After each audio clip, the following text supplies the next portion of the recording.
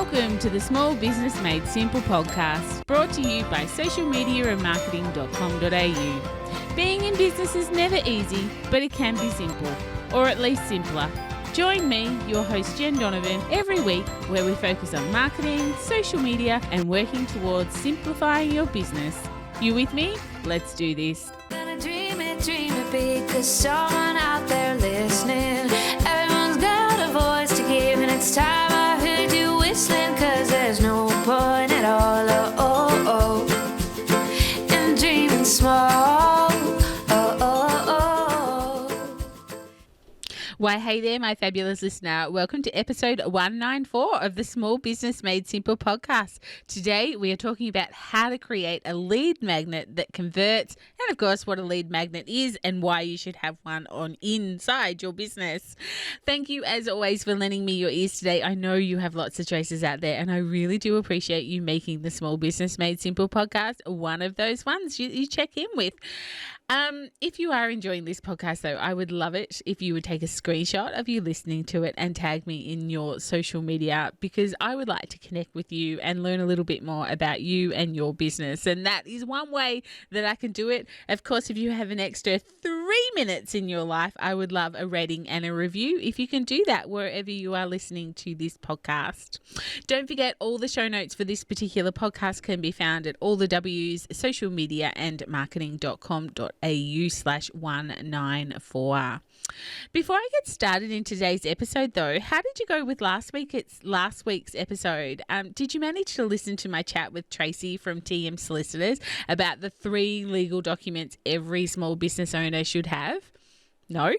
Or yes? Well, if you haven't had a chance, go back to episode 193 after you've finished this one, of course, and have a bit of a listen. The links for Tracy's business, of course, are all in the show notes, but it was such a great episode, and really not something we talk about often enough is the legal requirements of running these small things that we call businesses, or big things that we call businesses.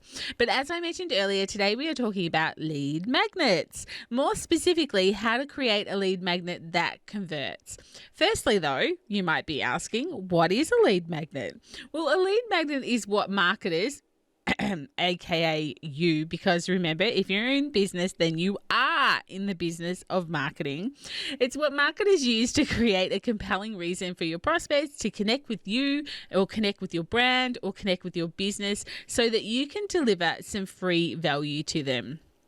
And be value enough that they are actually willing to exchange their name and their email address for this piece of content, aka the lead magnet. The lead magnet should be a free piece of content, but someone should be willing to pay for it. It needs to be that good that somebody would be willing to pay for this free piece of content. When I say pay for it, maybe $5, $7, $99, $1,000, whatever that looks like inside your business. But people should be willing to pay for it because it is that good. A lead magnet is often a PDF downloadable document, but it doesn't have to be a PDF document, and it doesn't have to be downloadable. There are lots and lots of lead magnets you can create. In fact, I have a little sheet for you that's got 69 of them, 69 irresistible lead magnet ideas, and funnily enough, you don't have to give your email address for it. Just click the link and it will come up. So if you want 69 irresistible lead magnet ideas, go to socialmediaandmarketing.com.au/magnet ideas, MAGNETIDEAS. Magnet ideas, and they'll just pop up for you right there, and you can start going through them as we go through this episode and think, which one would you like to create, or which one would your ideal client be most likely to consume and hand over their email address and their name for.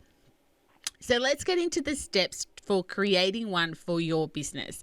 The first step for creating a converting lead magnet is to identify who your magnet is for. Now, this might seem pretty obvious, but unfortunately, it's not a given. Some people come up with some fabulous ideas for lead magnets, but it's not actually about their client. It's actually more about them, or maybe it's more about you if it's you who are coming up with these magnet ideas. For instance, it could be a magnet idea that's simple and they think, oh, that's really simple to create. Yes, it could be really simple to create, but will your ideal client want to consume it? Would they be willing to pay for it? Will they be willing to hand over their email address and their name for it? Because these things don't come easy anymore. People are a little bit more protective of their email address. People are like, oh, will you spam me? Oh, is this really worth it? It is becoming harder and harder. So you do need to make sure that it is going to impress them enough for them to hand over their email address and, of course, their name. So once you know who the lead magnet is for, so once you've done that work and thought, yep, okay, I know who this lead magnet is for, you need to identify, as step 2, the one problem that you are solving. And here the important word is one. You aren't solving war and peace. The lead magnet the lead magnet's objective is to solve one problem for your ideal client or your prospect. What's their biggest issue? Their biggest headache, their biggest challenge?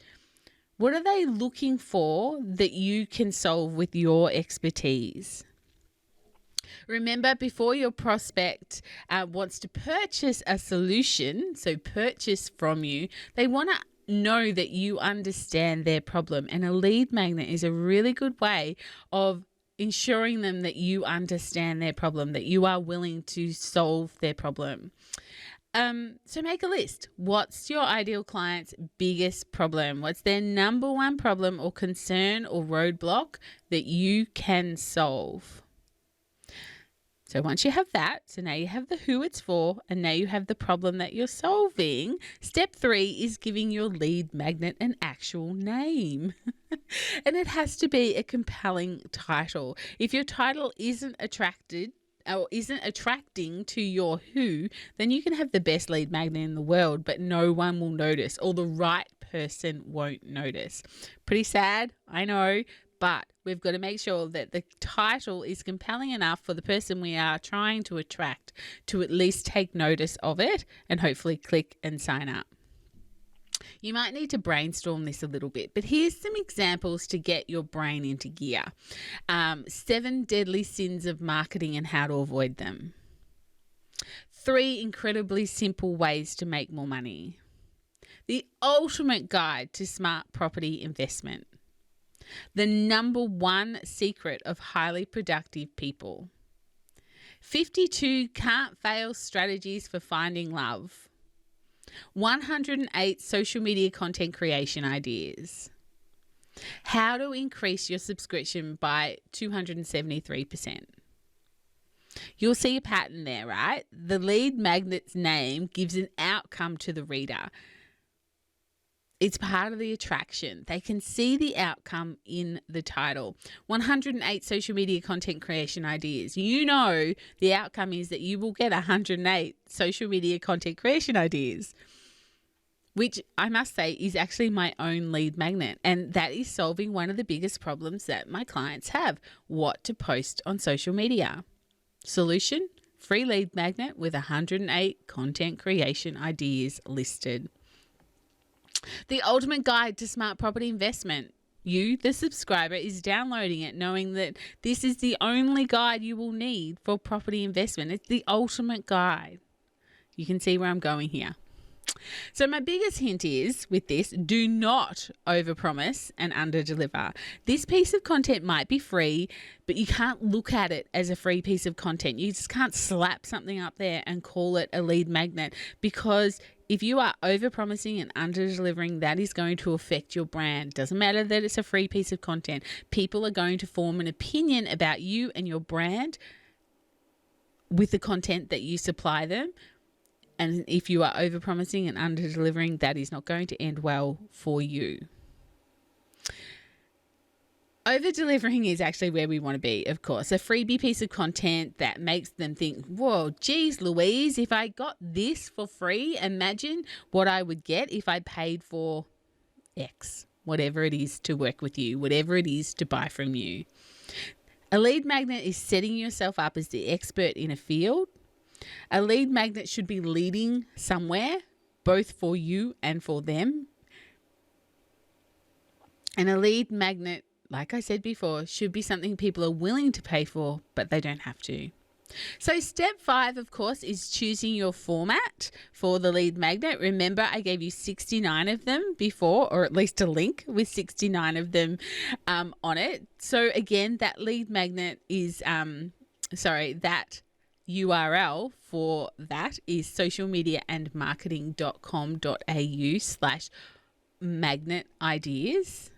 And just to give you a bit of an idea of what some of those magnet ideas might be, I'm just waiting for it to come up on my screen now.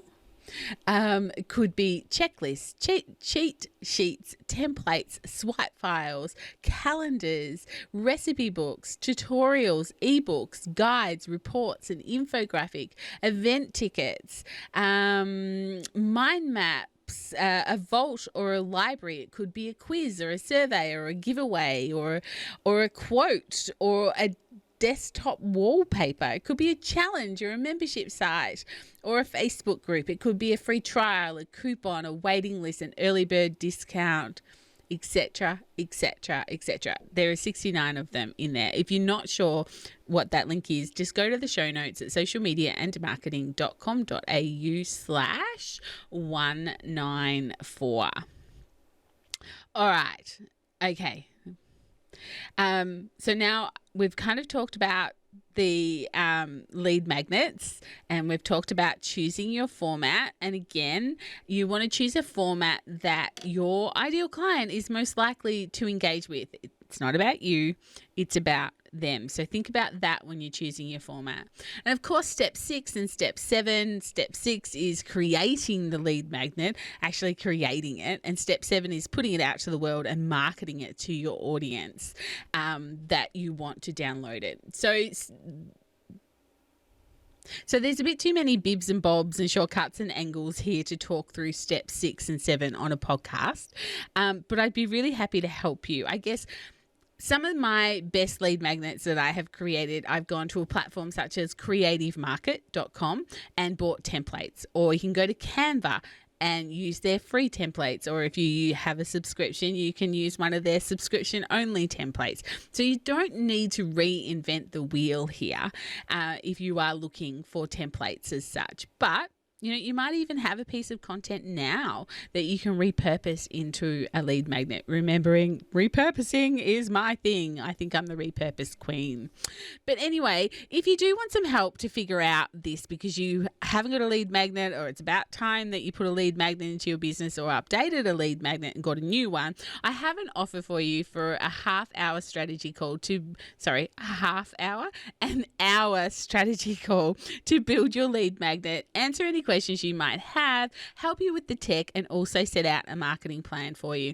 If you want to book one of these sessions, and this is only going to be for a limited time, you can go to bit.ly/leadmagnetwithjen. Again, the link's in the show notes.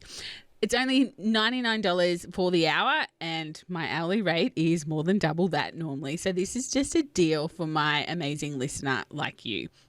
I really want to help you get lead magnets into your business because they're such a great way to build an email list. And if you've listened to me for any length of time, you know how important having an email list is for your business. Like I said earlier, my best lead magnet that I've done is my 108 social media content creation ideas. If you are one of the people who haven't downloaded that yet, you can go to 108social.com.au and download that. Otherwise, I've also used webinars as lead magnets. So putting a webinar in front of a course and funneling people through there. So I don't always use downloadable documents. If you want to hear another podcast on a similar subject, so on lead magnets, so same but different, go back and listen to episode 105 of the Small Business Made Simple podcast. And that just might resonate with you as well and get you thinking about this. So otherwise, start thinking about what your lead magnet could be. Again, there's 69 suggestions in the link that you can go to. I'd really like to keep this conversation going with you in the Like-Minded Business Owners Facebook group. If you're not a member already, then go and join there. And if you have a lead magnet, I think on Thursdays we have Offer Thursday. Put it in there. Allow people to download it and take up an offer that you have on Offer Thursday. Or if you've got questions about lead magnets, just sing out. More than happy to answer them. Or of course, you can book that strategy call with me at bit.ly, so bit.ly/lead magnet with Jen. Otherwise, my amazing community, that is it for episode 194. I will, of course, be back next week with episode 195. But in the meantime, if we aren't friends on social, let's go and get social on social. You'll find me on Instagram, Facebook, and LinkedIn as Jen Donovan. Sometimes there's an underscore, sometimes there's a dot. But you know what? If you type in Jen Donovan, I will come up. But whatever you do, my small business peeps, as my opening song says, there is no point in dreaming small. No time like the present. Tell it like you feel it, say it proud, be true, and let us see you for the star that you are. No point in dreaming small. I would like to acknowledge the traditional custodians of the land, the Yorta Yorta people, on which I record this podcast and conduct my business today, and pay my respects to their elders, past and present. I extend this respect to the Aboriginal and Torres Strait Islander people here with us today as well.